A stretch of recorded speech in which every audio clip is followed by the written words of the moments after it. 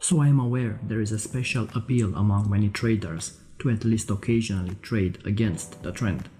Most likely the primary reason for this is the illusion of an attractive price.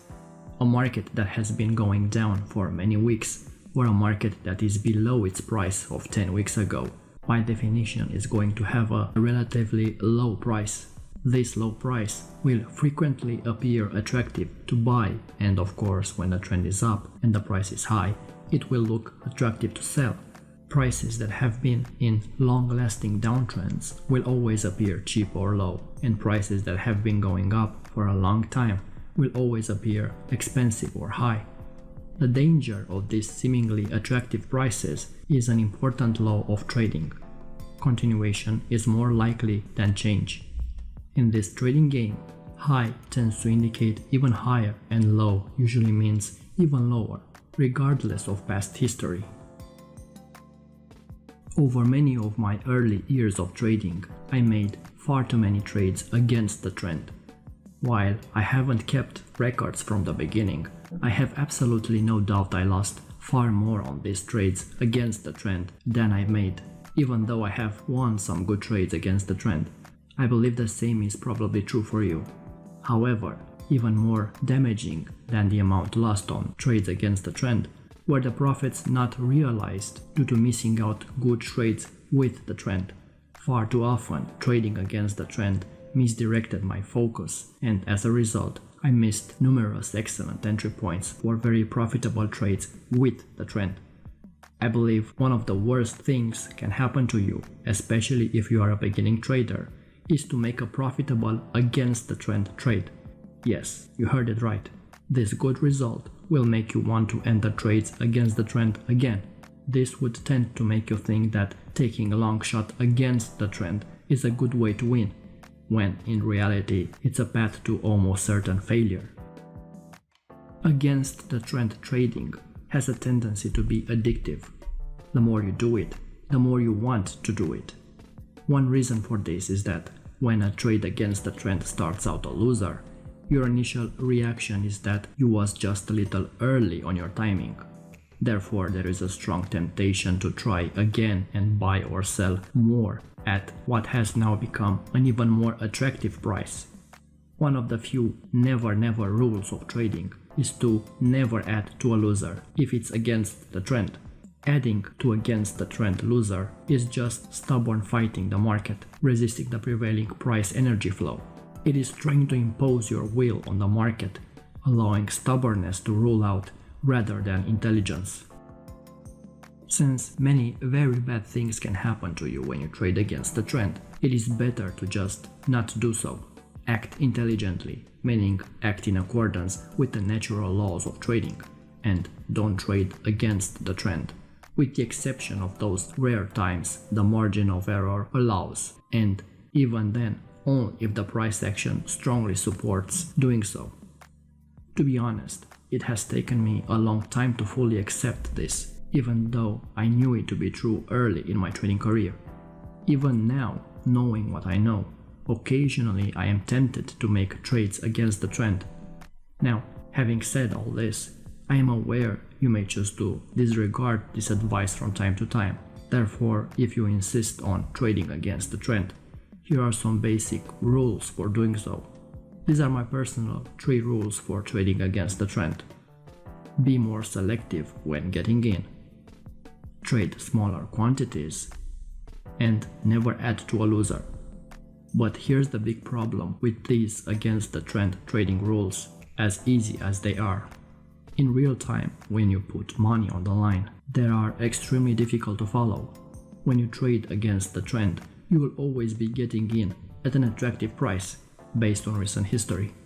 Therefore, if the price does move in your favor, you will begin to wonder if maybe the major trend might be in a process of reversing. Next, you will start to think you might just have caught the top of bottom, and as the result, you may have a monster trade underway. Once this possibility enters your mind, you will find it extremely difficult to get out with a moderate profit.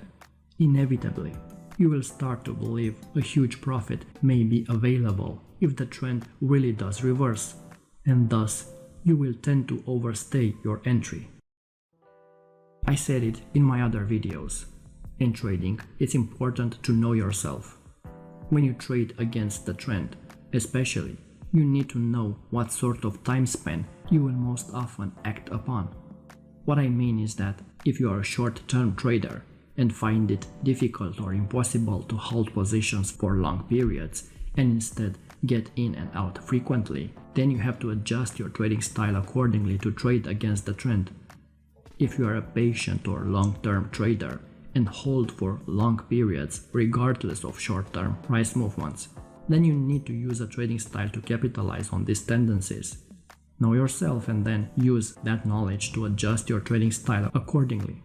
From my experience, for a trader who insists on consistently trading against strong trends, the only possible way to succeed is to be a short-term trader, as well as be very selective.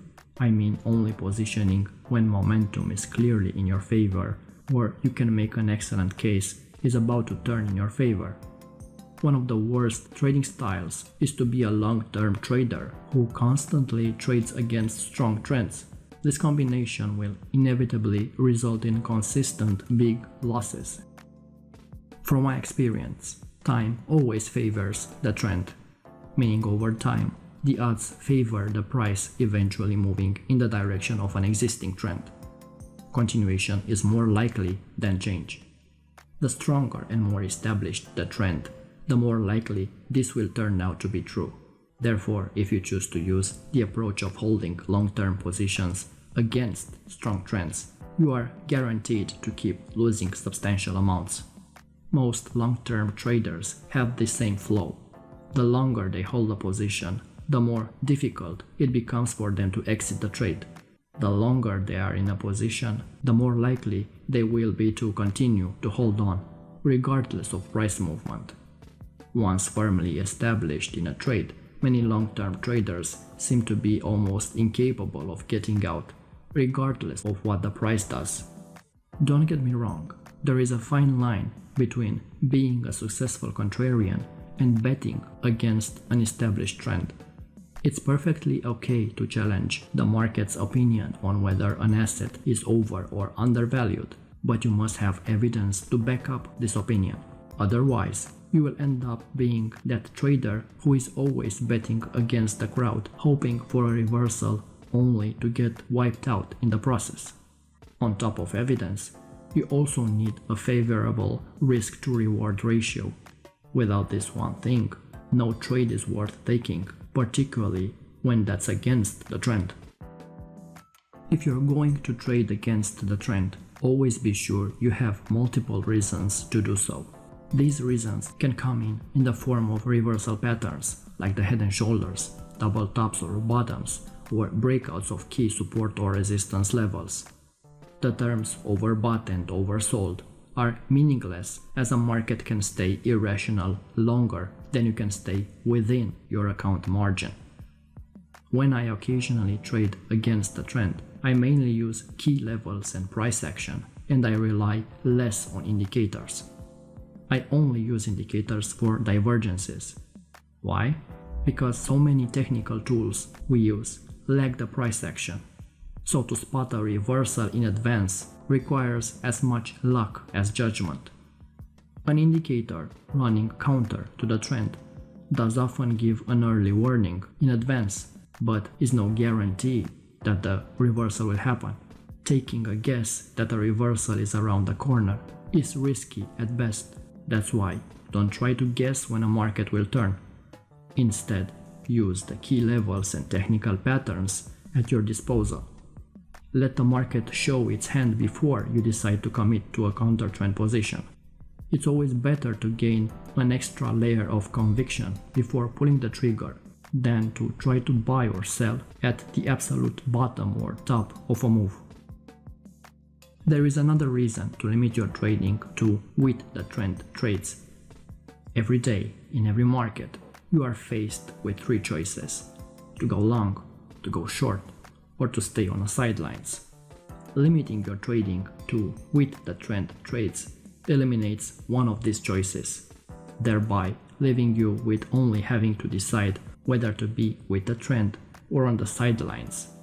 Choosing correctly between two options is much easier than choosing among three. Over time, this simple statistical advantage alone can prove to be the difference between success and failure. If you got any value from this and learned something new, don't forget to subscribe, hit the bell icon and leave us a like to show your support. Until next time.